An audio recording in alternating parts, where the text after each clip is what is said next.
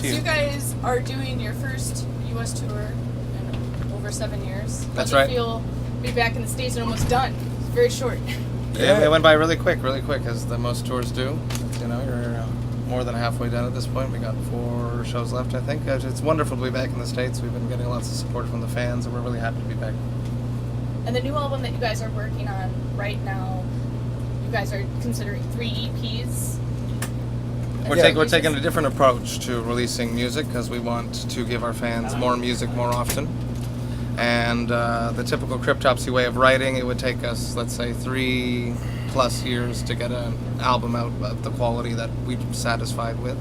So we wanted to just break it down into 3, 4 installments of the Book of Suffering. So this time we've already gotten the first 4 songs done, recorded, mixed by Jason Sukoff, and mastered through Alan Douche. So we're super, super happy with it. And we're doing the crowdfund for it right now on Indiegogo. Nice. And the 3 EPs, are they going to all be released in the same year? No, we're looking more like an EP a year, to be honest.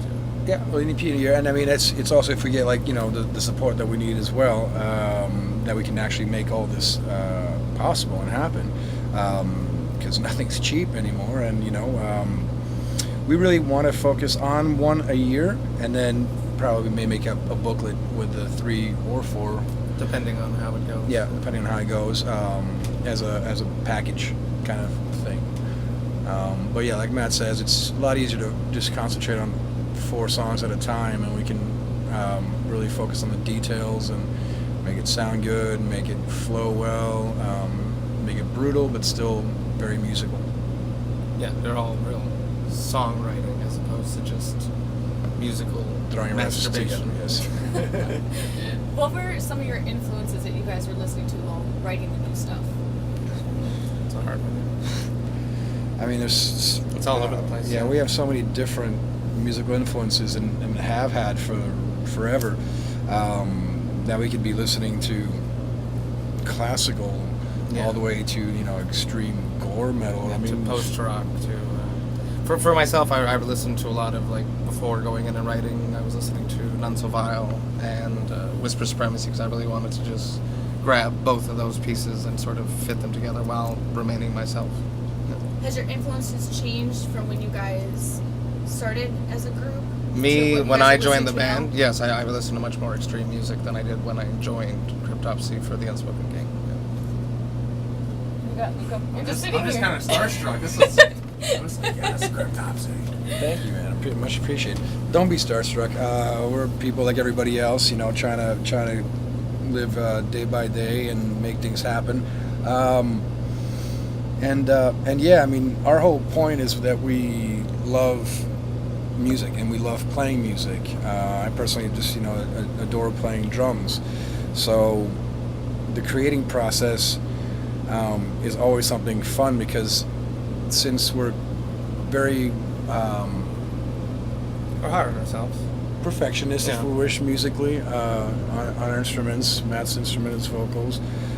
We really like to push ourselves and have something new to offer, even if it's like next year. We're already thinking about doing new stuff that we've never done before, musically, just because we like to push ourselves. So, for people to be, in awe or whatever, it's to us. It really, I mean, it's great, and we appreciate it. But for us, we're our worst critics. So it's like, come on. Yeah, we're just normal little Canadian dudes. Yeah, it's all good. What's the hardest part about touring for you? Well, for me, it's family, because I have a wife and 3 kids at home, so being away from them is super difficult. Other than that, I mean, I'm eating clean. healthy. Well, yeah, that's that. Eating healthy, staying clean, getting showers and the right food in you, and contacting with good Wi-Fi. Good Wi-Fi. Yeah, the loved Very ones. important to be online. Well, good Wi-Fi that's helps, it, yeah. Because, I mean, the business continues, right? Yeah. So, especially with the crowdfunding, you have to just keep pushing it. What's the hardest part that you guys have found about producing and releasing a CD on your own? Well, we did the last one independently, and it went really, really well. We got distribution deals throughout the entire globe, and we sold a lot, and we toured all over the place. It's just tough because record labels have such an extensive network of people, that support the bands, that do all these jobs that artists, you know, don't really know how to handle most of the time. So they have these people that are like specialized. So now it's just up to us just to find the right people to fill those gaps if we can't do it ourselves, like publicists and other distribution stuff. And the reason for the crowdfunding is just to get, you know, more connections, so that the music gets to more people, so that the live shows are better, since we have, you know, more funds to, you know, buy better material, buy better visuals, buy better merch, do better merch with music you know, videos, which is something that we didn't do for the last one, which I was disappointed about. So, yeah, I mean, everything costs, and if you add everything up, I mean, it's ridiculous how much it is, and we're just asking for like a bare minimum kind of thing for a lot of the production too, a lot of the musical production side of it. Especially this time around, we went out of house into Jason Sukoff. Yeah. Who did a fantastic job. Yeah, really a pleasure to work with him. yeah, absolutely, great guy. Yeah. Would you consider going back to the last album and putting together a music video eventually, even if it was maybe like self? No, at this point, no. We move forward. Yeah. We don't look back. We Yeah. just move forward. No, we just want the fans, you know, this is our EP, and it's like not just Cryptopsy's EP, it's going to be us and the fans who supported us on this crowdfund. And they've said a lot. Yeah. They've like said a lot so far from what we've released as far as the teasers goes, and we're listening to that. Yeah, and so they're we're worried adapting. about the artwork, and we're going to make a different decision on that going forward with that soon. Yeah. You have so- a lot of awesome things for those people that donate on the Indiegogo. What are some of the things that you are giving away to the people We got, that donate? you know, like the backdrop that you'll see tonight and the sides that you'll see tonight, those will be gone. We have guests, like, will be on your album if you want to do that. Chris will mix your song. Lessons. Yeah. You know, we all do lessons, so why not, you know, offer that up?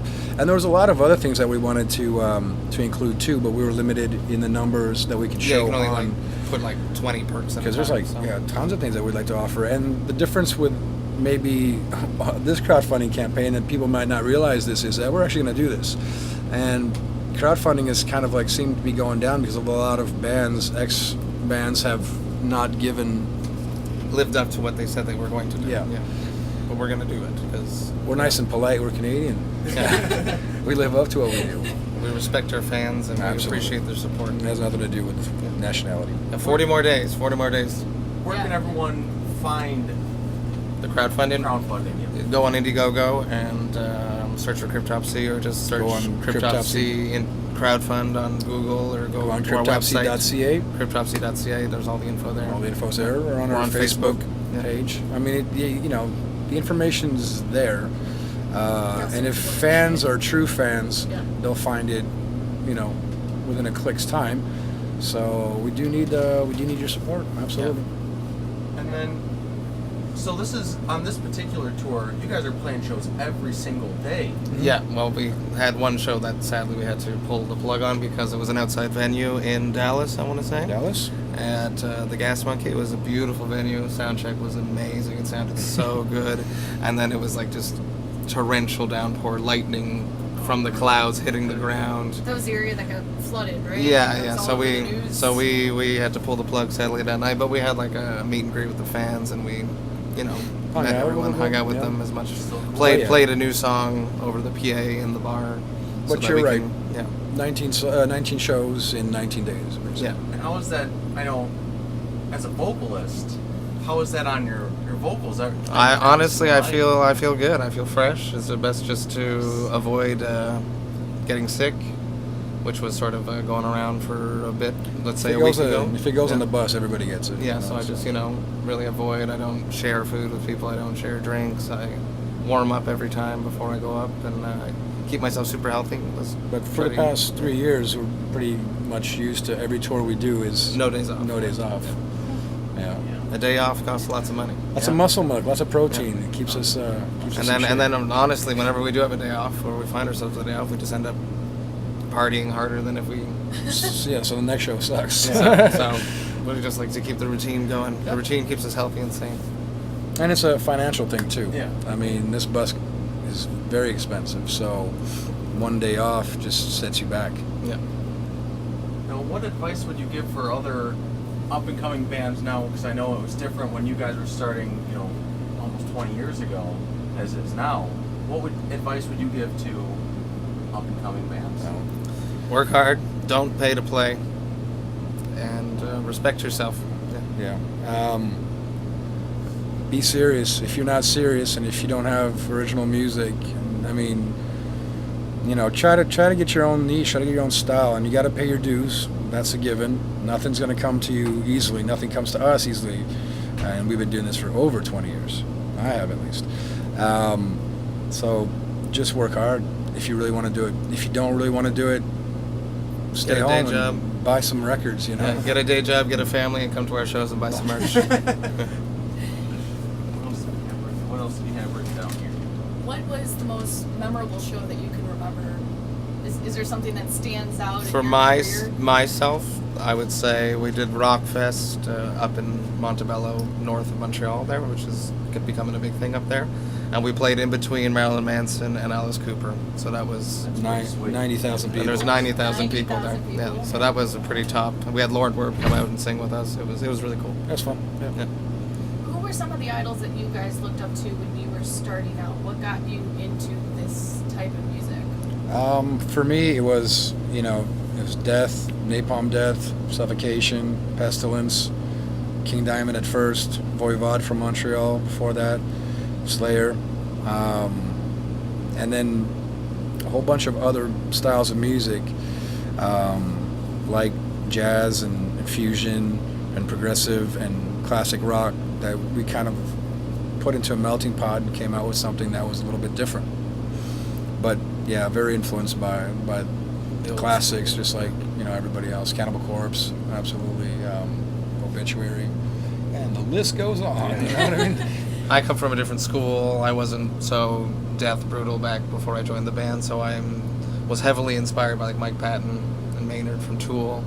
And then as I got into the band, I was exposed to many more amazing vocalists who have inspired me a lot recently, like Travis, let's say, from Cattle Decapitation. He's quite the beast. Yes. Yeah. Love that band.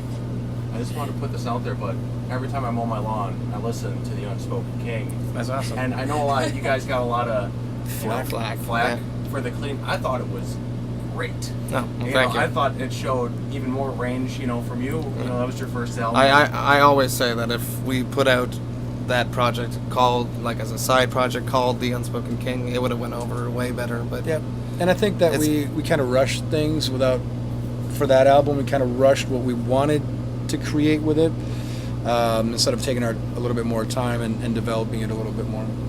I still think that album's pretty sweet. Thank you very much. Awesome. Thank you. Do you guys have a favorite song that you play live? New stuff. I like playing a new song Yeah. too, but I like watching crowd reactions. I really get off on when the crowd's vibe, and then it pushes me. So like I like playing like old shit, like Slit Your Guts or Phobo File's always fun. I mean, everything's fun. Old stuff is fun. I just personally try to add a lot of stuff to it to keep it fun because I've been playing it for so long.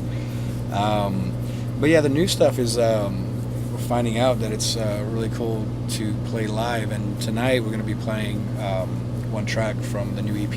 Yeah. Nice. When do you expect the first EP to drop? The crowdfund's going to close in 40 days. I would say a month After that, it's going to 2 weeks to Hopefully. process everything, and then we'll be emailing out to all the supporters right away, backers right away. And what is your plan after this tour? Are you guys going elsewhere on another tour? Yeah, we got a European festival tour planned where we get to hit like Wacken, Brutal Assault, Gothum Festival, and Yperfest in Belgium. So, and some dates in between and around. about 2 weeks. We'll start in August. And then we're trying to solidify something that we're not sure yet because we got different offer and different agencies for the end of the year. Yeah. Ideally, we'd like to come back. It might be a little bit short notice now, but ideally we'd like to come back through the west coast of the United States and then come back up west coast of Canada and go back home across the east if you wish. Make it a little bit longer than this run? Yeah, Yeah. it'd be about 3 weeks instead of 2.5. Yeah, we were testing the waters, see how, it's been 8 years we haven't been back, so we wanted to see how the fans would be, and they've been real good to us, so we'll Is there be a back. favorite place that you guys like to tour or a favorite thing about touring you enjoy? Playing with cool bands, Yeah. making friends, and then, you know, not seeing them for 6 months and then get back together and it's exactly the same as if nothing's changed. I love that. Every place is different geographically, but in the end, the shows are the same, you know, and the fans are pretty much the same as well. And that's what unites the metal scene, is because everybody's in there for one reason, and it's to enjoy music. So, yeah, there's great places around the world. Japan's cool. Japan's amazing. Yeah, totally. That's a little bit different. See, you read my mind. I do. Yeah. It's a little bit different, but Japan, it's because of a respect. Japanese people are still very respectful in purchasing. Where there is 15% that still buy records throughout North America, Canada, and the United States, there are 75 that still buy records in Japan, just out of respect. And you can tell that you know, not saying that, you know, they're the ultimate people. They have their faults just like everybody else. But that side of thing is very interesting for an artist, and it's kind of rewarding because, I mean, it is work that we do, that we put out. You know, we have to take time to do these things. So it's just nice. You know, most people just listen to it on Spotify at this point. So, and it's we all know how that game goes. Is there a band that you guys haven't toured with yet that you would want to tour with?